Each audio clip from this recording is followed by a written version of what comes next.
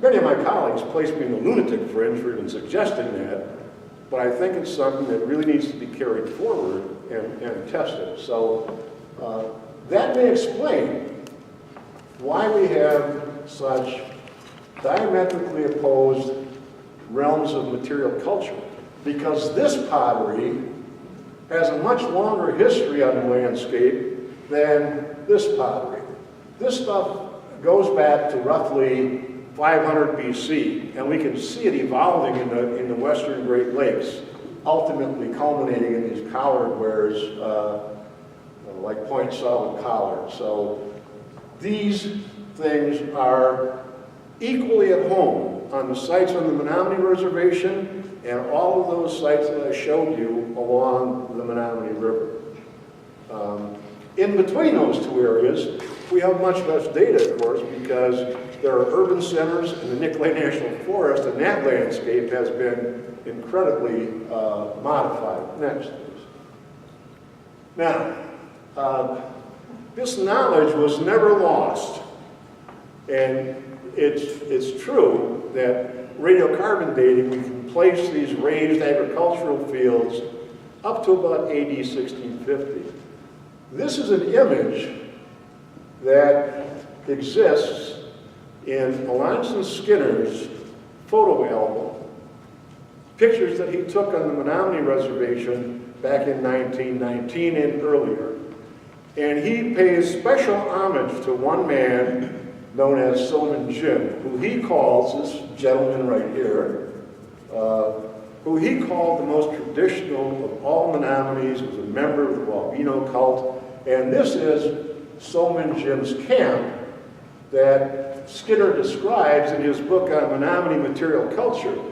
Here are Silman Jim's raised agricultural fields, and here is Silman Jim's summer bark lodge and his summer kitchen or arbor. We're in the process of attempting to recreate this scenario on the grounds of the Menominee Cultural Museum so that people will get some sense of what this looked like at the turn of the century on the reservation, because of course there are no surviving remnants of these things. I learned a lot by getting involved in this. Skinner says that the Menominees could erect a bark lodge in about 2 weeks. We're in our second year and we got the roof on. We don't have any sides yet, and we don't have any doors, and we don't have any vents, but we learned some interesting things. We record the person hours that go into collecting material. We got the roof covered, and we stripped 76 cedar trees of bark for the roof. So again, we're generating some empirical data about what people did to acquire the materials they needed and build these structures. It also gives us some idea as to how these settlements were organized. And I gotta tell you, we're very low on the learning curve. We don't know near enough about the way these settlements were organized, how often were they abandoned and reoccupied. We do know, in many cases from the work on the reservation, that the raised agricultural fields are superimposed. They were periodically rebuilt, and sometimes the orientations were changed for whatever reason, I don't know. But again, it demonstrates the longevity of this sustainable lifeline. There are a whole host of issues, and I've listed them in their order of what I think are the importance to the Menominees themselves from my conversations with the Tribal Historic Preservation Officer, legislators, and others. First of all, it's important to note that the Menominees claim a cultural affiliation to those sites of the late prehistoric period on the Menominee River. The reason I say this should receive top priority is that the Tribal Historic Preservation Officer filed a NAGPRA claim a couple of years ago for remains that were excavated from the Backland site that is just inside the mining boundary and is now owned by IKEA. They bought that property very recently. I don't know what's going to happen with this cultural affiliation claim. The Menominees are very interesting people to interact with. They were told flat out that the museum at the University of Michigan would return all the remains to them if they were returned as unaffiliated. But if the Menominee people wanted to actually claim a cultural affiliation, we had to comply with a 150-page guidebook as to how to claim a cultural affiliation. The tribal legislature said, we're not going to accept unaffiliated remains. Those are our ancestors. We're going to wade through the 150-page document, and we're going to look at human biology, and we're going to look at language, and we're going to look at ethnohistory, and we're going to look at archaeology and anthropology and everything else, and you make your claim based on the preponderance of evidence. The problem is that nobody's ever done this before. We now know that the tribe will get an answer. The deadline for answering their claim to cultural affiliation is January 15th. If the state of Michigan and the University of Michigan both agree that these remains on the Menominee River are affiliated with the Menominee tribe, I think it will place the cultural resources, the mining site, in a whole different light. If the state of Michigan and the University of Michigan buy into this claim of cultural affiliation. The report that was compiled by myself and the Tribal Historic Preservation Officer and Guy Ryder and others is about 150 pages long of this litany of sites where Menominee feet were on the ground. Everyone is documented with the complete reference and the pagination as to where that can be found. It took us about a year and a half to really put it together. Our second real priority is that if decisions are going to be made about these sites along the Menominee River, none of them have really been evaluated. There's a problem here because the federal government has given the state of Michigan the authority to issue permits.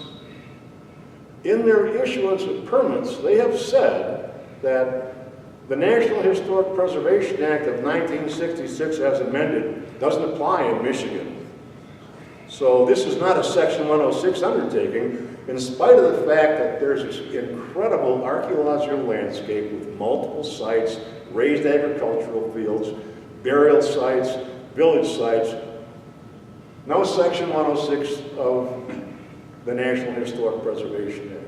How can you make decisions about properties when you don't have any idea what their significance might be? I don't know what will ultimately come to pass with this issue. The other concern that the tribe has expressed is that they want a seat at the table. They had absolutely no input to the potential significance and importance of those sites, and that's what they want to do. In spite of the fact that the 60 Islands area, right next to the mine pit and along that reach of the river, is just loaded with tradition and lore relating to the Menominee.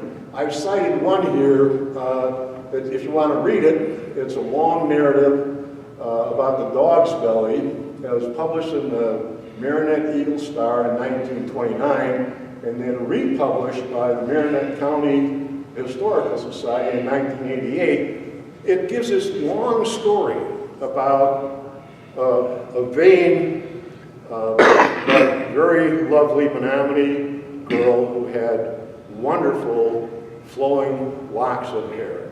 And she would sit next to the river and preen herself and deal with her hair.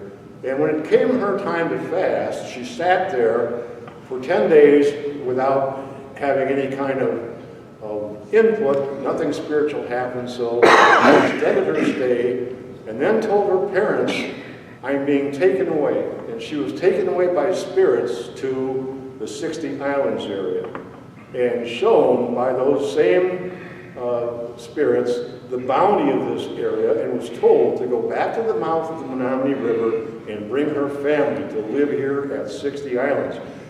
How much more explicit could a published oral tradition be than to say, here's a deciding link between the mouth of the Menominee River and the 60 Islands area, and many places in between as well.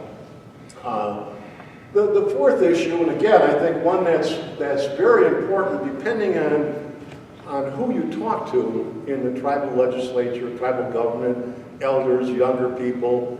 A lot of people are still under the impression that there's this litigation that's out there hanging in limbo, that the tribe contends it never gave up those rights that were given them under the Treaty of 1836, the Treaty of the Cedars. Again, I don't know what to do there. The other thing is that the tribe really does want to have a meaningful role.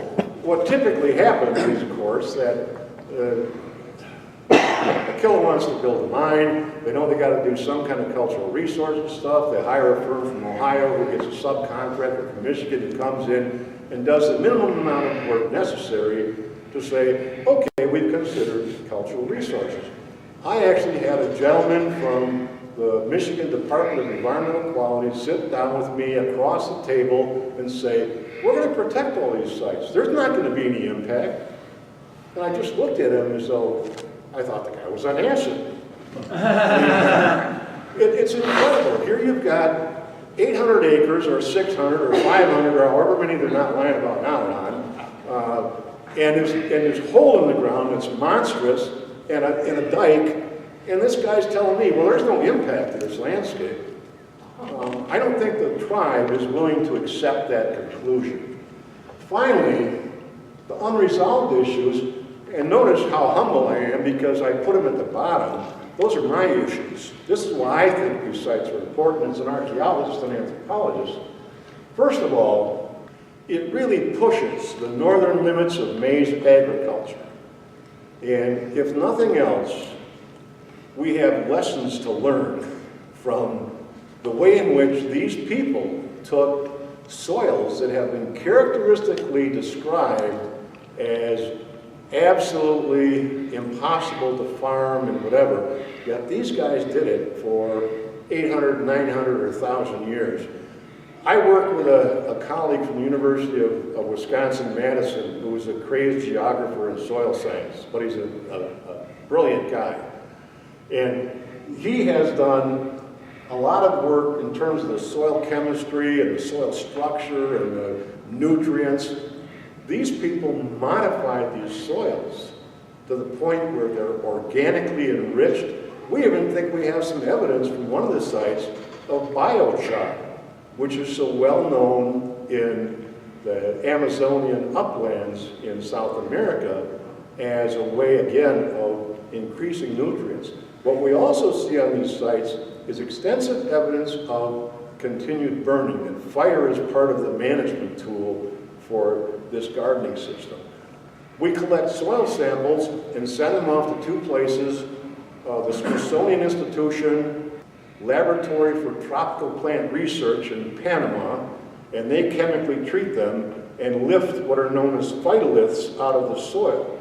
The phytoliths are very specific so that we know in these garden beds, these people were growing maize and sunflower, maybe chenopodium, lamb's foot, goose quarter, that kind of stuff, or lamb's quarter, goose foot. It's a friendly weed. We don't know that that was domesticated. That could be something that comes in and occupies the garden beds. We also have squash residues. So we know that in this area, people were growing sunflower, maize, squash, probably beans, but we don't have any evidence of beans because they're really hard to recover archaeologically. We'll continue that research and see if we can identify other plants as well.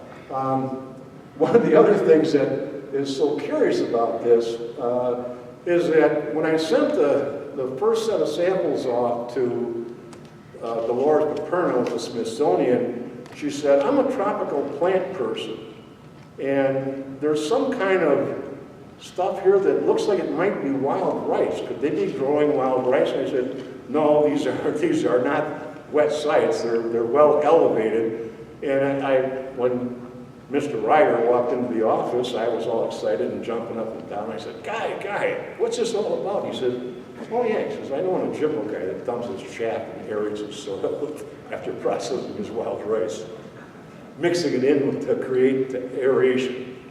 I'm not a gardener, I'm not a farmer, but it's interesting how all of these things seem to fit together and are part of, again, a sustained life form that encompasses 1,000 years. The second real issue is that these folks did that in the face of really severe climate change. The radiocarbon chronology is clear. About the earliest evidence we have, could be earlier stuff, but I'm saying our hard evidence is that they were starting this gardening system about 700 to 800 AD, and it lasted at least till 1650. And as you saw from Soman Jim's camp, people were still using this kind of system into the 1920s. The Little Ice Age deepens at about AD 1300, 1400. Major agricultural regions in Europe are completely abandoned because of the change in climate. These guys never missed a beat. They kept farming using this raised agricultural system right through the Little Ice Age into the recovery period about AD 1550 to 1600.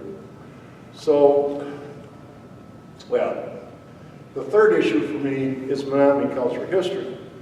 In 1997, there was an article that was published that was really kind of an aside from the litigation I talked about with the Treaty of the Cedars.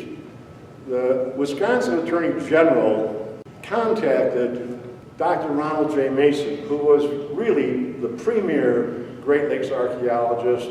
Ron's been retired now for a number of years, but he was tasked with examining the Menominee's claim to their lengthy history in their tribal state.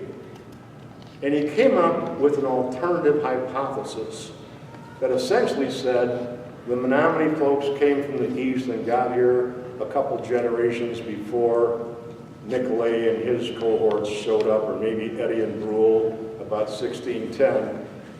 That did not sit well necessarily with many tribal members whose traditions say we have been here forever. This is the site of our creation. So one of the things that we set out to do was to look at Menominee culture history. One of the things that Ron Mason used to claim that the Menominees got here only recently was because nobody had excavated archaeological sites that included indigenous material culture with items of European manufacture.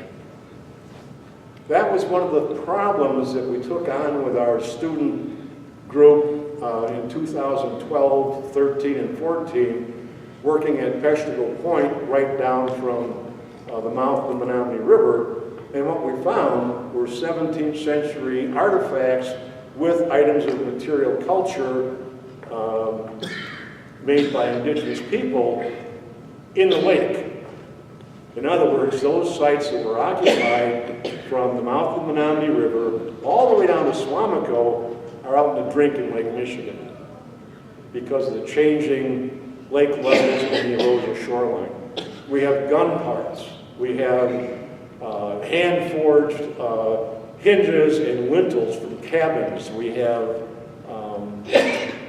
French gun flints. We have beads that were dated by using a chemical laser ablation technique where they actually look at the chemistry of the glass beads, and they were made in Venice about in the 17th century. So, as I suspected all along, my counter-argument to Dr. Mason's position was that it was simply a matter of sampling error, that there were vast tracts of northeastern Wisconsin and the upper peninsula of Michigan that nobody has really looked at in any great detail. I would be very surprised if somewhere along that reach of 21 archaeological sites within the mine footprint, there are not historic materials that date to those days of early French contact in the 1640s and 1650s. So I think what this has really done is it's overturned that notion that the Menominee were recent migrants based on one account of one Jesuit priest who recorded this in Old French, and as Ron Mason tells us, people who spoke Old French were very careful about their pronoun usage, and that's what he used as a basis to say, that's where these guys, that's how we know they came from Michigan and moved into Wisconsin very recently. I think our data sets are better than his, and I believe that today he would admit the error of his ways. This is, if you're interested in the 60 Islands area, right along the mine, this is just, again, one of those examples of published accounts about Menominee oral traditions. A lot of people who are doing evaluations like this, they don't want to hear about oral traditions. You can't give them information verbally. They don't want to listen to it. They want documented, hard and fast facts. Well, here's a published record. There are others. C.C. Trowbridge, who was the Indian agent at Green Bay in 1820, ultimately left there and became the mayor of Detroit, talks about some of these same traditions and the origin of the tribe at the mouth of the Menominee River. This isn't new stuff that somebody's made up. This is something that Menominees have been recounting to people they come into contact with for a couple hundred years. It's the real deal, guys. I don't think that you could make a sensible argument to suggest that these sites are not related in some way. The other thing is that nobody should question that to begin with, because people self-identify as their ethnicity. I'm a fallen Lutheran evolutionary biologist, part Swede, part Norwegian, part Pennsylvania Dutch, and a little English and something else. I know who I am ethnically. We all do. I don't know why that should be an issue for so much discussion and why anybody would want to challenge. If you come and tell me you're a Pomeranian, I'll say fine. It's okay with me. All right, that's my quick story of a couple hundred years of archaeology along the north side of the Menominee River, and I'd be happy to entertain any questions. Yes, ma'am? Dr. Overstreet, I bet you got a little Menominee in you, don't Me? Yeah. Nah. I would tell her about that dream. Oh, you If got you're a comfortable. All right, I would. If you're comfortable. Well, here's the story. This is gospel truth.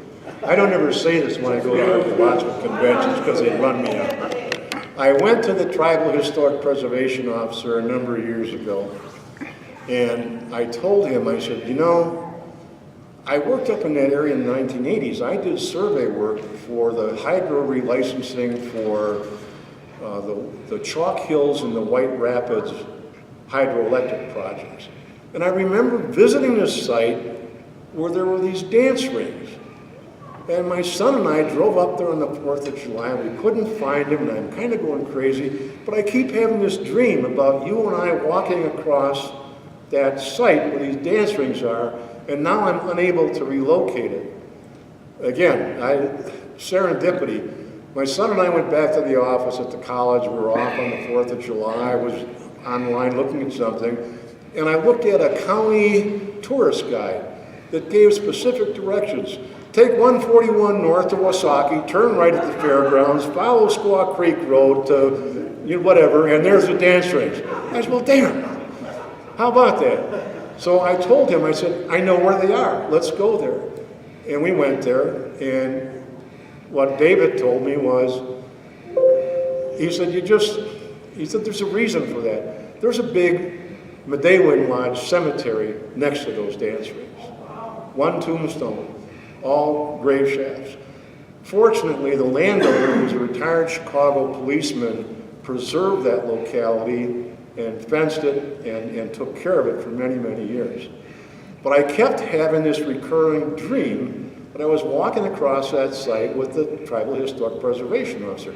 If that makes me a Menominee or just eating too much pizza before I go to sleep, I don't know. That does. But I guess I'll throw that right back at you. Why don't you tell us about your dream? Which one? I'm talking about A lot of them. well, I'm talking about the one at White Rapids, at the dam site. Oh, yeah. I will find there. All right. Other questions, comments? You don't want to tell? Thank you.